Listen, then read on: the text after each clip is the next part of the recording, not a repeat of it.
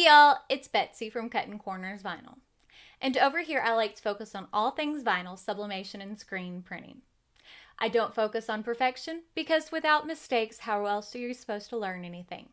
I have over 15 years of professional experience, so you might see things done a little bit differently than what you're used to.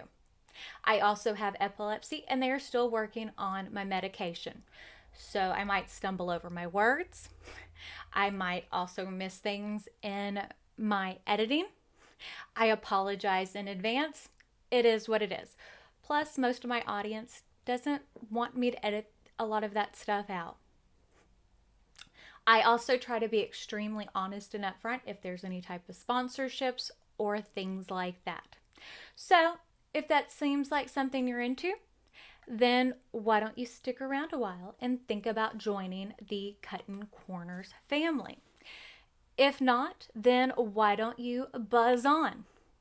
Because my honeybees have a real sting to them. So we are starting off with my bad advice series, and we're starting off with one of the things that I'm known for, which is heat transfer vinyl.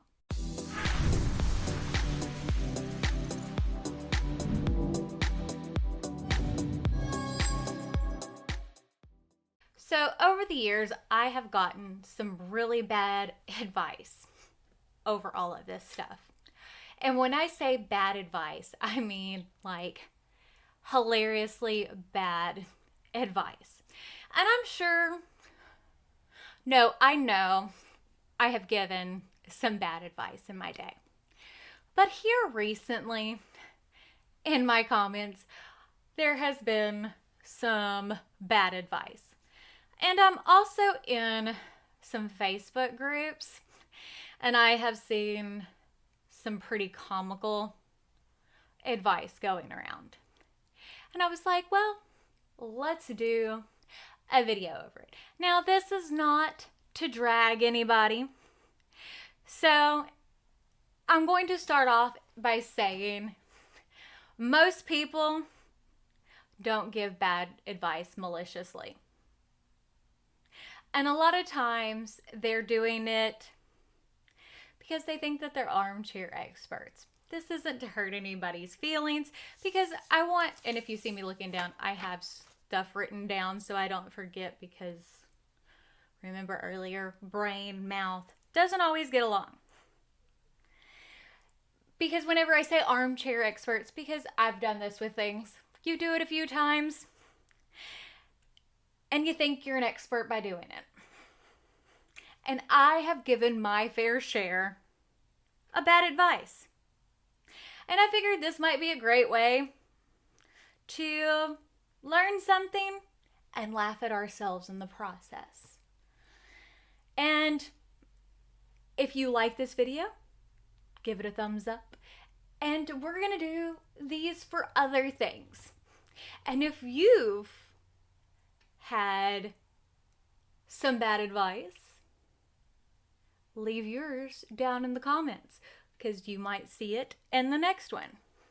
And if we get enough of these, we're gonna, like, I'm going to continue doing these, but like we'll do like HTV part 2 or whatever.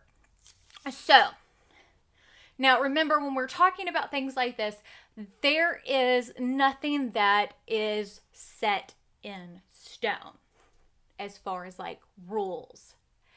But it's always a good thing to know the basics. Because then you can kind of, once you know the basics, you know what rules can be bent and what rules can be broken. But some things don't need to be broken and some things don't need to be bent. That's my little disclaimer. But you have your rights. You get to choose. These are just my opinions. And like I've said many a times before, opinions are like buttholes. Everybody's got one, but they all stink. We'll leave it at that. Okay, number 1. I've seen this a bajillion times. Any HTV will work. No, not any HTV HTV will work. Because what are you putting it on? What is the fabric composition? Those things matter. You cannot put a Thermoflex Plus on just any old fabric. You cannot put Thermoflex Plus on any old acrylic. Now, you can place Thermoflex Plus if you're careful on acrylic. If you're very careful, but know that there is a risk involved. But if you just go stick it on an acrylic beanie without playing with your settings, you're going to melt that. So that's part of the situation is you know, some people are like, oh, you can just stick it on anything. No, you can't. You go to put, if you're not prepared, you know, like they make those polypropylene bags, like those drawstring bags. This is the best way to, this is a really good thing to explain it to you as. Okay, polypropylene is plastic. Okay, and a lot of times those drawstring bags that you get like sent home from school, like if you go to tour some museum or if you're touring for colleges and they'll have like a screen print design on them. Well, I want to put vinyl on those. And someone's like, well, you can put on any old HTV on it. Well, you put those under your press and they melt. Because they're plastic. Well, they feel like fabric, but they're plastic. This is what I mean about understanding the rules and understanding what materials you're looking at. Because you go look up the information, say you go look on Amazon or you're looking at your vendor online, and it's like, oh, polypropylene. Well, you automatically assume that that's polyester. But it's not. Sometimes you got to stop and do research.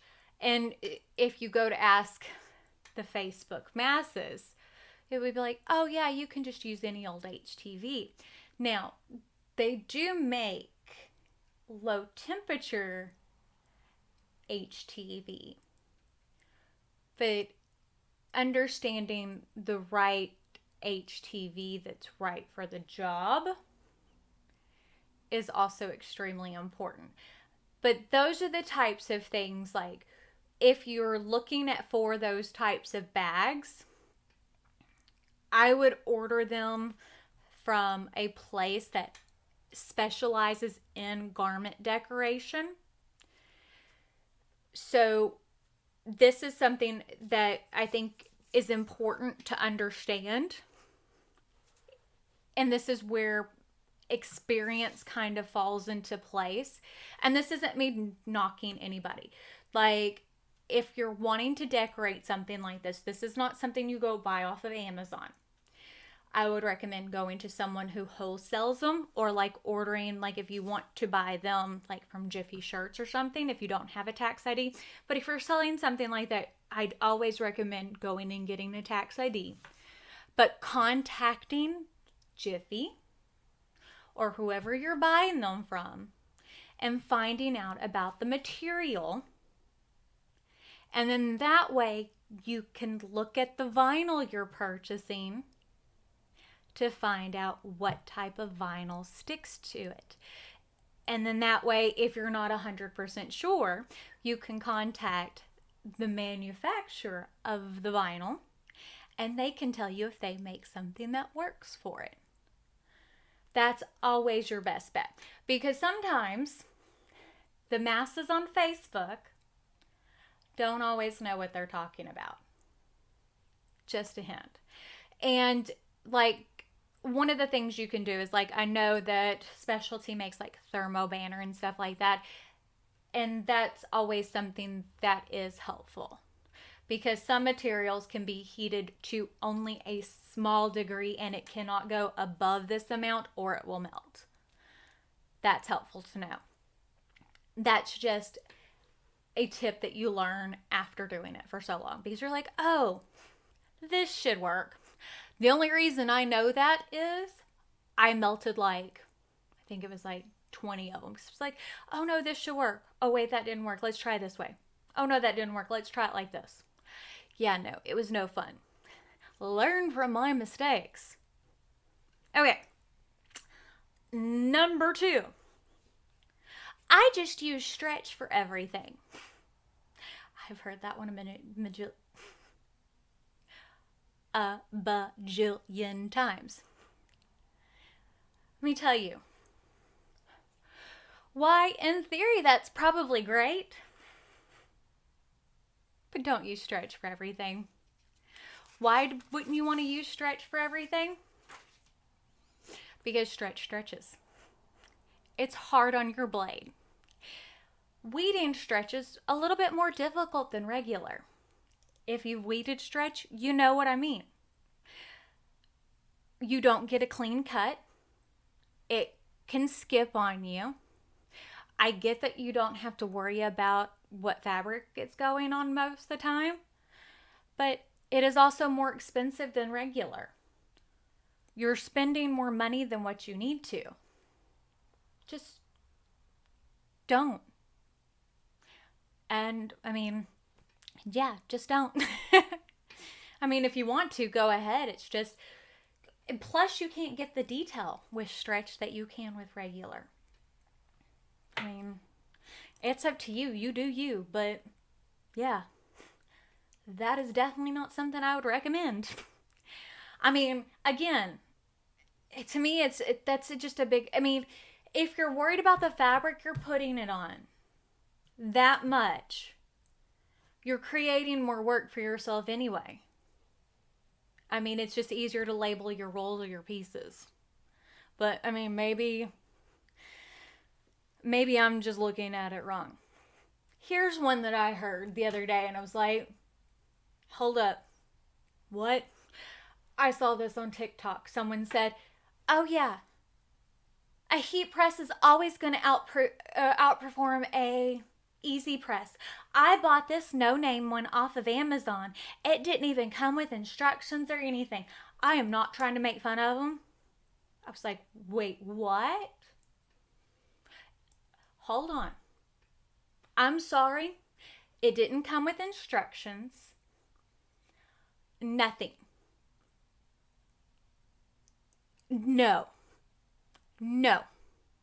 Do not tell people that is going to always outperform an easy press, because you can't for sure say that press that has no branding, no instructions, has went through any quality controls. You don't know if it's heating evenly. Okay, yes, it's got a pressure platen on it, but you don't know how the coils are ran through. You don't know how the wiring's done. You don't know anything about that. You don't know if there's any safety instructions to it, because Amazon doesn't run those quality checks to it. They don't.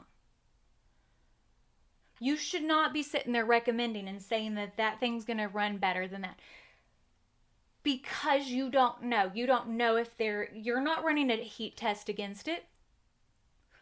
Do not do that. And that is a big, big pet peeve of mine.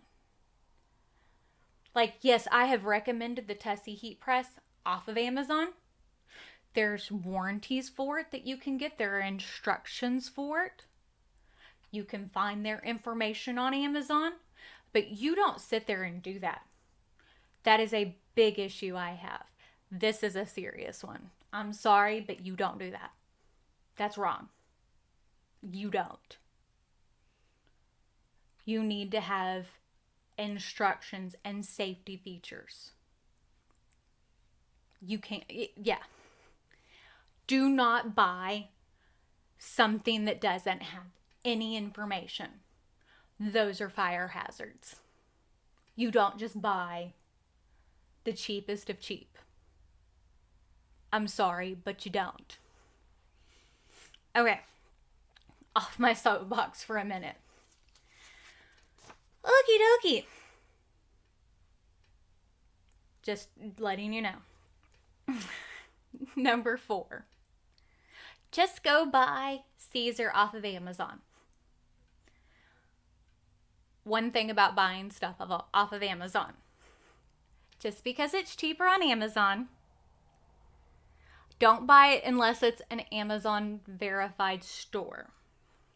Or you know that the store is selling authentic Caesar vinyl. Because what you're buying could be a knockoff. And then you're not guaranteed that you're buying quality vinyl. Because, again, it's important. Because you don't know what you're buying. And when you don't know what you're buying, it could be harmful. What vinyl is made out of is a chemical. You don't know what you're breathing in. A lot of the things, and this is a serious part of this, a lot of the things that you could be breathing in because you're heating it, and heating things a lot of times can set off toxic fumes. This is, again, a serious portion of this. Can be bad for you. So you need to make sure that you are getting the authentic stuff that is quality checked. That's important. So that's where I'll leave it on that. I mean, if you don't want to make sure you're doing it, then don't listen to me. Again, this is another one. People will tell you, oh, well, just go buy stuff off of Wish. Not when it comes to vinyl. Again, if you don't believe me, they have this documentary on Netflix, kind of crazy, where they talk about like counterfeit makeup and stuff like that you go like buying on like in downtown LA and stuff like that. Or for Houston, they do it down on Harwin Street. The same kind of thing. The chemicals that they put in makeup is bad, but they counterfeit vinyl. And like they do the same kind. Well, it's not really counterfeit for vinyl, but it's the same kind of thing. But for vinyl, if you're making shirts and stuff like that, you're heating it, you're breathing it in. You're giving it to people. You're selling it or giving it to people for kids to wear. That's part of the reason why, like, if you have any vinyl catalogs where it'll say the PSPIA or something like that certified, that means it's safe for kids. That's important. So, don't just go buy your vinyl off of Wish. You want to make sure it's safe. Anyways, that is my soapbox. Those were the ones about the soapbox stuff. But yeah, don't just go buy something to save a buck. Now we're getting back into fun stuff. Oh, I just use one heat for everything. Now, there are application instructions for a reason. Now, this is one thing that I think you can kind of veer off course a little bit. And you can kind of play with the settings, but you should use the application instructions for a starting point. Now, one thing I will tell you, like for the layering instructions, before you not using the manufacturer's layering instructions, I would test it a lot first and wash and wash and wash first. And if you're not going to use the recommended settings for washing and like making sure your customers aren't using those, you need to test and test and test. Always. And don't listen to other people about wash instructions without testing it yourself. And this is one I didn't save on here, but don't trust people's recommendations on the best vinyl without testing it yourself and washing it yourself. Because one thing that I have tended to notice, I think that's how you say that, my brain isn't wanting to function, is that there are a lot of people who are like, oh yes, this is the best, this is the best, this is the best. But where's the wash test? Where's the constant wash test? I don't see you wearing it all the time. I want to see washing, drying. That's how you know if a product's good. At least in my personal opinion. But yeah, like so to me, there needs to be, you gotta actually show product testing. So that's my major opinion. Number 7, all their products are bad. That is a major red flag. Major red flag. If anybody is going to sit there, and this is for people on the internet. This is mainly for people on the internet or a salesperson. Salesperson or people on the internet. Which to me, people on the internet for the most part are salespeople. I definitely think people on the internet are salespeople. Am I a salesperson? If I'm a salesperson, I'm a crappy salesperson. Yes, I'm a salesperson. But I'm a terrible salesperson. Yes, I'm a terrible salesperson. Anyways, if anybody's like, yes, all of their products are bad, that's a major red flag. I don't care who you are. I don't care who you are. Because that's either one, brand jealousy. I mean, now, hold on, let me rephrase that. Because yes, sometimes there's brands that are just like a major cash grab, and they're like private labeling like really bad stuff. And I mean, when I say private labeling like really bad stuff, you know, there are certain things that you know that they're buying like the cheapest stuff off Wish. That's one thing. But like if someone's saying all of Cricut stuff's bad or all of Silhouette stuff's bad, then we know that for the most part, that is someone just trying to say, oh no, all of their stuff's bad, so you need to buy only from me. You know what I'm saying? Because that's typically not how it works. Now, yes, everybody's going to have a dud. That's just branding in general. Not everything's going to be perfect. That's how it works. You know, that's life.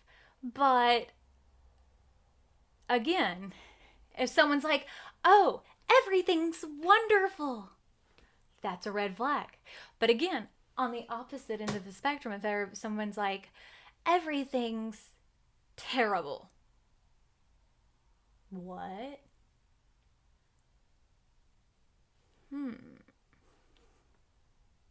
What are you saying?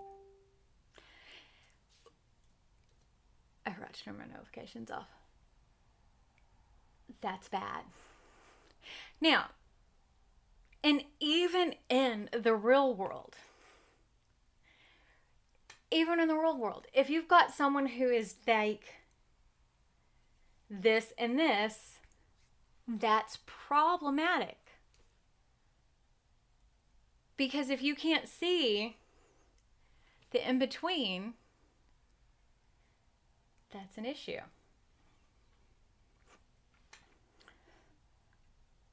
Number 8. It's so easy. Really? Really now? You're gonna be like that? I hate when people act like that. Because it's so condescending. It's like, you didn't know how to do that? No, I didn't know how to do that. I wouldn't have asked for help if I knew how to do that. That just irks my nerves. It just drives me insane when people act like that. It's like that better than you kind of attitude. And also, you know, people need to realize that not everybody learns the same way or at the same speed. And just to be nicer in general, I don't know. I don't know. Number 9. Well, that's not how I do it. Well, no, Mabel. That's not how you do it. But that's how I do it. And it's okay. Because guess what? They both work. And again, if both methods work, guess what? Neither one of you are wrong. Who would know? That's one thing that I wish people understood. You know, sometimes it's like, well, this is what works for me. Well, then good. If that works for you, then it works. It doesn't matter. And number 10, this is one's for me. Well, that's not the professional way. I have said that to many a person. And it's something that I need to remind myself.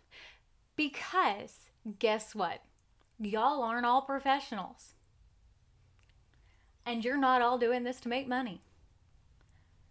And if it works for you, you do not have to do it the professional way. And guess what? I'm not doing it the professional way no more either. And sometimes I have to cut corners. Anyways, I hope y'all learned something today. This was a little bit more ranty than I was expecting it to be. But there were certain parts of it, I was like, whenever I was writing this down, I was a little bit perturbed, I guess I would say, on parts of it. Because there were things that were a little bit more serious, especially for this, with safety things. Now, not everything is going to be so much safety stuff. This one had a little bit more. But again, if you like this video, give it a big thumbs up. And I will see y'all in the next one. Bye.